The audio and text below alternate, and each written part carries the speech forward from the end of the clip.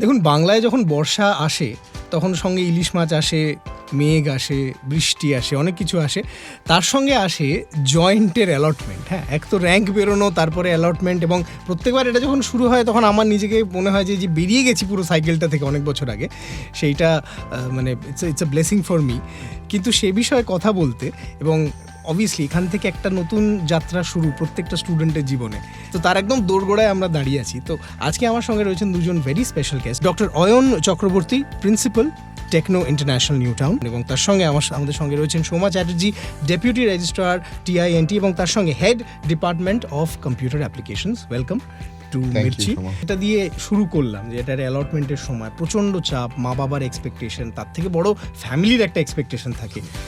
তার মধ্যে অনেক সময় দেখা যায় যে যেরকম র্যাঙ্ক হয়েছে তার সঙ্গে কোন কলেজ অ্যাভেলেবল সেটার একটা চাপও থাকে। তো এর মধ্যে যেটা আমরা দেখে এসছি যে টেকনো ইন্টারন্যাশনাল নিউ টাউনের একটা ভালোবাসা বলো বা প্রায়োরিটি বা স্টুডেন্টদের যে মাথায় যে লিস্ট আছে তাতে একটা নাম থেকেই যায়। Why do you think that is the reason? What is the success story here? এটার পেছনে কারণ বলতে আমি 3টে কারণকে মেইনলি বলবো, স্টুডেন্টদের কাছ থেকে ফিডব্যাক বা আমাদের অ্যালুমনাইদের কাছ থেকে ফিডব্যাক নিয়ে। সেটা হচ্ছে, 1 নম্বর হচ্ছে যে স্পেশালাইজড মেন্টরিং সিস্টেম। আচ্ছা, মানে হচ্ছে এখন আমরা যখন পড়াশোনা করতাম সেই সময় তো আমাদের ক্লাস টিচার ছিলেন, তার আন্ডারে 40 জন বা 50 জন বাচ্চা। এখন ব্যাপারটা আর এই জেনারেশনের কাছে সেইভাবে থাকছে না। ঠিক। এখন প্রায় আমরা খেয়াল করছি, আমরা বুঝতে পারছি আমাদের প্রায়শই ইন্ডিভিজুয়াল মেন্টারিং, মানে প্রত্যেকটি ছাত্রছাত্রীকে আলাদাভাবে তাদের দিকে নজর দেয়া এবং তাদের মোটামুটি একটা প্রোফাইলিংকে মাথায় রাখা।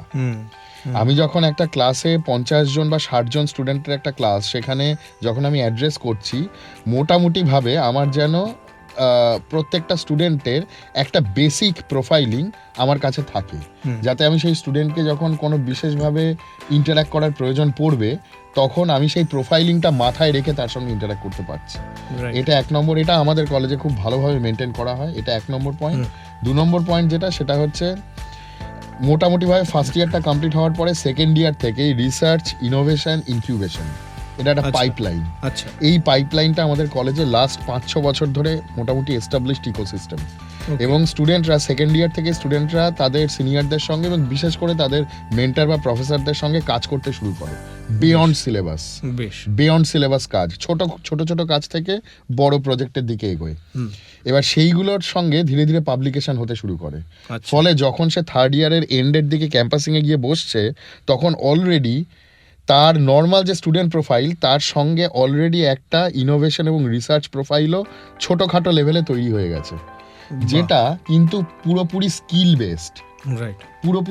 বেসড। কারণ বই পড়ে, পড়াশোনা করে, নোট পড়ে, পরীক্ষায় পাশ করে ভালো নাম্বার পাওয়া একটা জিনিস, আর হাতে কলমে সেই কাজটাকে ইমপ্লিমেন্ট করে কোনো একটা প্রোটোটাইপ তৈরি করা এবং সেটাকে মানে সম্পূর্ণ বাইরের এনভায়রনমেন্টে সেটার একটা রেকগনিশন পাওয়া, যেটা প্রজেক্ট বা ইনোভেশনের ক্ষেত্রে স্টুডেন্টরা পায়, একটা পেপার পাবলিকেশন হলে যে রেকগনিশনটা তারা পায়, সেটা কিন্তু পুরো স্কিল বেসড। এটা হচ্ছে দ্বিতীয় পয়েন্ট, সেই জায়গাটা তৈরি হচ্ছে। আর 3 নম্বর পয়েন্ট যেটা 360 ডিগ্রি কারিকুলাম এবং তার সঙ্গে এক্সট্রা কারিকুলার, কারিকুলার অ্যাক্টিভিটিটাকে জুড়ে দেয়া। এদের প্রচুর এনার্জি।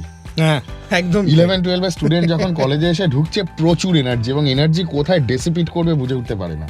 সেটা ভালো একদিকে, আই থিঙ্ক খুব ভালো, ভীষণ ভালো, শুধু যাতে সেটাকে একটু চ্যানেলাইজ করা যায়, নইলেই মাঝে মাঝে গন্ডগোল ঘটে যায় টুকটাক। ম্যামের কাছে আমি আসবো, সোমা ম্যামের কাছে, যে ধরুন একজনের অ্যালটমেন্ট হয়ে গেল, তার পরের প্রসেসটা কি? মানে যেটা স্যার বললেন যে আমি বুঝতে পারছি যে কলেজে ঢোকাটাই একটা ইন্টারেস্টিং, একটা এক্সাইটিং জিনিস আর কি। তো সেইটা আমি জানতে চাই যে এই প্রসেস, এই যে অ্যালটমেন্ট হলো, তারপরে কি, what does the student go through so that they are inculcated into the culture of TINT? প্রথমে হচ্ছে ওরা তো এবছরে জয়েন্টের কাউন্সিলিংয়ের প্রসিডিওরটা পুরোপুরি চেঞ্জ করে দেওয়া হয়েছে। এটা হ্যাঁ, এবার আগে কীরকম হতো, ধরো ওরা প্রথম থেকে শেষ অবধি একটা 40-50-60 একটা 1 থেকে 50টা কলেজকে ওরা ওদের পছন্দ মতন সাজালো। এবার এরকম হতে পারে যে প্রথমে A কলেজের কম্পিউটার সায়েন্স, B কলেজের IT, আবার A কলেজের ECE, B কলেজের, এরকমভাবে একটা ওরা সাজাতো। এবার সাজানোর পরে ওরা অ্যালটমেন্টে কোনো একটা পার্টিকুলার কলেজে পেতো, পাওয়ার পরে সেই কলেজে গিয়ে ওদেরকে রিপোর্টিং, আমি আসছি সেটাতে রিপোর্টিং করতে যেত। এবার যেটা হতো সেটা হচ্ছে এরপরে আর ওই ওপর থেকে নিচের দিকে নামানোর কোনো অপশন থাকতো না, মানে যাকে ছেড়ে চলে গেছি সে মানে হোয়াট ইজ গন ইজ গন। এবার ওপরে ওঠার ব্যাপার আর কি। কিন্তু এখন সিচুয়েশনটা অন্য হয়ে গেছে, প্রত্যেকবারই ওরা চাইলে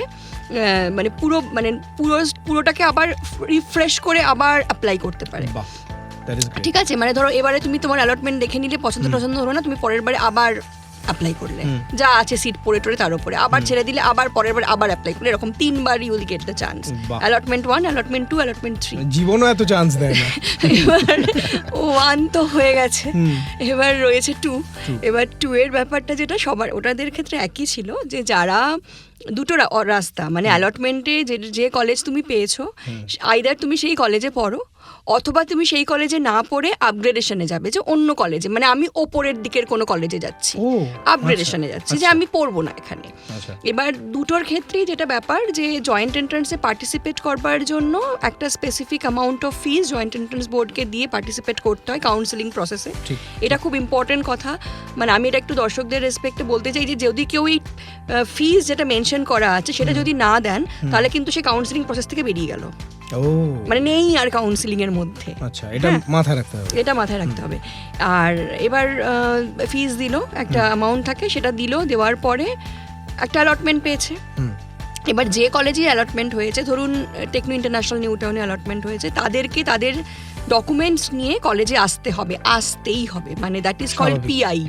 হ্যাঁ, মানে এসে তাদেরকে একটা ডকুমেন্টসগুলো জমা দিতে হবে, দিয়ে কলেজকে তাকে রিকোয়েস্ট করতে হবে, কলেজ সেই ডকুমেন্ট ভেরিফাই করবে, এবং কলেজই ডিসাইড করবে, যে মানে কলেজকে সে বলবে যে আমি নো আপগ্রেডেশন, মানে এই কলেজে পড়তে চাই, অথবা ইয়েস আপগ্রেডেশন, এই কলেজে না অন্য কোনো কলেজে যেতে চাই। আচ্ছা, তাহলে আমি স্যারের কাছে আসবো, যেটাকে আমরা এক্সট্রা কারিকুলার ভাবতাম, যে পড়াশোনা, কলেজ ফেস্ট ওটা আলাদা, কিন্তু এই যে হ্যাকাথন ঢুকছে বা বিভিন্ন জায়গায় প্রজেক্টের কাজে তারা বাইরে যাচ্ছে, এবং যেটা আপনি বললেন যে অনেকগুলো ক্লাব রয়েছে, so how is the first years life, মানে পড়াশোনার মধ্যে নতুন এনভায়রনমেন্টে ঢুকে এই জিনিসগুলো কিভাবে, what is the synergy like, সেটা আমি জানতে চাইব। মানে হ্যাঁ, মানে বেসিক্যালি ওরা আমাদের কলেজের ক্ষেত্রে আমি যেটা বলছিলাম, যে আমাদের প্রায় 11-12টা বিভিন্ন co curricular, extra curricular club রয়েছে, এবং তাদের অ্যাক্টিভিটি রাউন্ড দ্য ইয়ার চলতে থাকে। এবার এছাড়া আমাদের কলেজের 3টে ফ্ল্যাগশিপ প্রোগ্রাম রয়েছে। একটা হচ্ছে এই সামনেই কিছুদিনের মধ্যেই শুরু হতে চলেছে, 30th July to 1st August, that is ইগডাই, international conference on data analytics and interpretation, তার উপরে। তো এটা 4th কল, আমাদের 4th এডিশন। তো এরপরে আসছে ইনকিউবস, যেটা নিয়ে একটু আগে তুমি বলছিলে, যে যারা চাকরির বাইরে গিয়ে নিজেদের কিছু তৈরি করতে চায়, স্টার্ট আপ বা এন্টারপ্রেনারশিপ কিছু করতে চায়, তাদের জন্য আমাদের কলেজে MSME approved business incubation cell আছে, যেটা MSME approve, ministry of small and medium enterprise. এবং আমাদের এই MSMEর মানে BI এর আন্ডারে প্রায় 7-8 জন অলরেডি ইনকিউবেটেড হচ্ছে। কলেজে এই মুহূর্তে দাঁড়িয়ে প্রায় 80 লক্ষ টাকার প্রজেক্ট রানিং, সবকটাই গভর্নমেন্ট প্রজেক্ট, এবং সেখানে স্টুডেন্ট ফ্যাকাল্টি মিলিয়ে কাজ করছে। তো এই যে টোটাল ইকোসিস্টেমটার কথা আমি বলছিলাম, যে স্টুডেন্টদের নর্মাল ইউনিভার্সিটির কারিকুলাম ধরে পড়াশোনা করা, নোট লেখা, তৈরি হওয়া, এবং পরীক্ষায় বসা, পরীক্ষায় পাশ করা, এই জায়গাটা তো চলতেই থাকবে, এটা 4 বছর ধরে চলবে। কিন্তু পোস্ট কোভিড সিচুয়েশনে কোম্পানিগুলো এখন শুধুমাত্র মানে বই পড়া নলেজ বা থিওরিটিক্যাল নলেজের উপর আটকে নেই, যেটা আগে আমরা দেখতাম TCS একদিন এলো 1100 স্টুডেন্ট নিয়ে বেরিয়ে চলে গেল একদিনের ড্রাইভে, একদম নেই, অলমোস্ট বন্ধের দিকে প্রায়।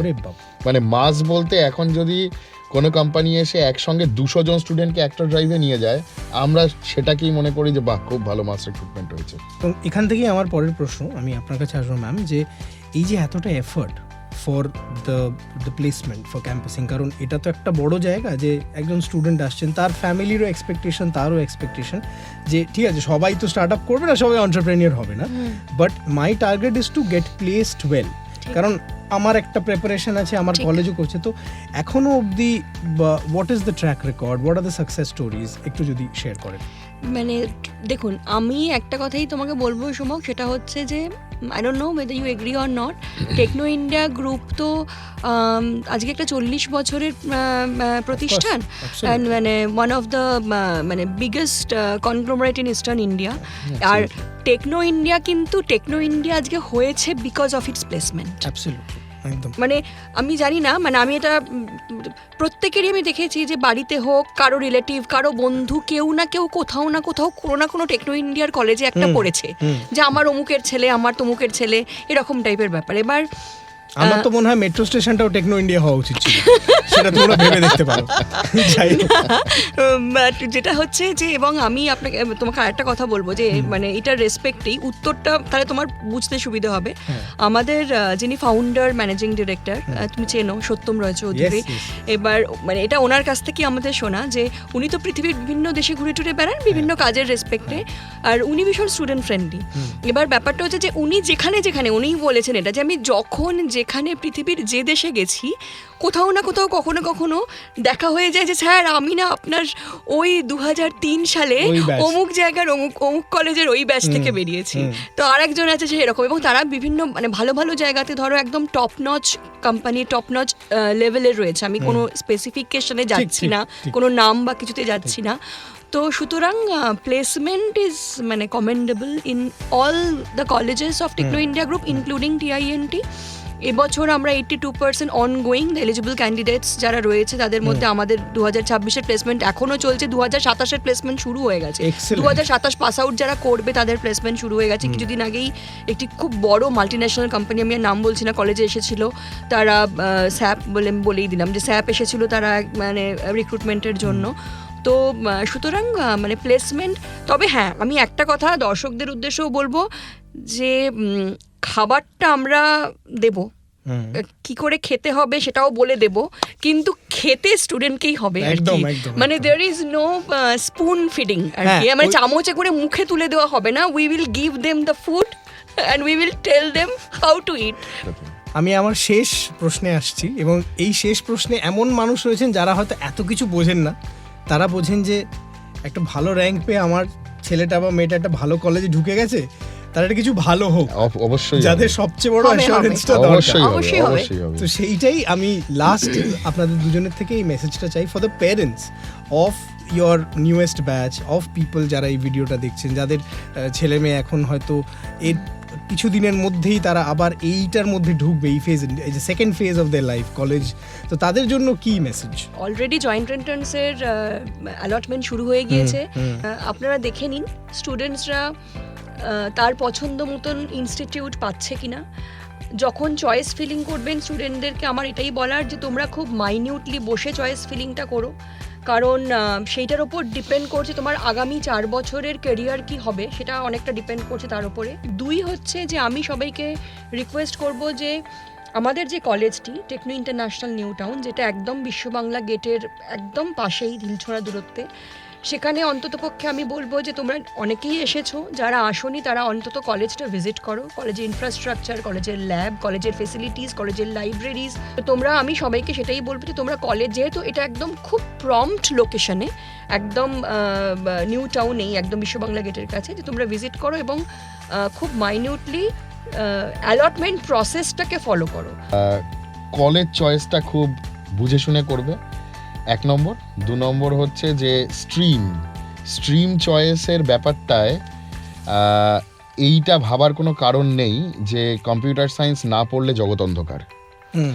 হ্যাঁ, নন কম্পিউটিং ডিপার্টমেন্টের স্টুডেন্টরা সফটওয়্যার কোম্পানির জব প্লেসমেন্ট ড্রাইভ ক্র্যাক করার জন্য যে বেসিক কম্পিউটেশন বা প্রোগ্রামিং লিটারেসিটা দরকার হয়, সেটার জন্যে তাদের জন্য আলাদা করে ডিজাইন করা ভ্যালু অ্যাডেড কোর্স তাদের প্রোভাইড করা হয়। ফলে 3rd ইয়ারের শেষে নন কম্পিউটিং ডিপার্টমেন্টের ছেলেমেয়েরাও যখন গিয়ে সফটওয়্যার কোম্পানিতে বসবে প্লেসমেন্টের জন্য, তারা কিন্তু মোটামুটি ইকুইপড হয়েই বসতে পারবে অ্যালং উইথ আদার CSIT। আমি এটুকু বলতে চাই যে আমার একবার সুযোগ হয়েছিল যাওয়ার, খুব অল্প সময়ের জন্য। I love the campus, and I think যেটা আরও একটা খুব একদম গোড়াতে যে কথাটা বলছিলাম যে নতুন একটা বাচ্চা এলো, হ্যাঁ। সে তার অন্য স্কুল থেকে আসছে, তার সামনে অনেক প্রশ্ন, অনেক ভয়, কিন্তু তোমাদের ক্যাম্পাসে ওই ব্যাপারটা আছে যে মানিয়ে নেওয়া, একটা একসাথে, comfortable একটা comfortable- coziness পাবে ওরা। কোজিনেস পাবে। Yes, তো সেইটাই দরকার। বাকিটা তো তোমার ডিসিশন, আপনার decision. Thank you so much for being here today. Thank you so Thank much. you.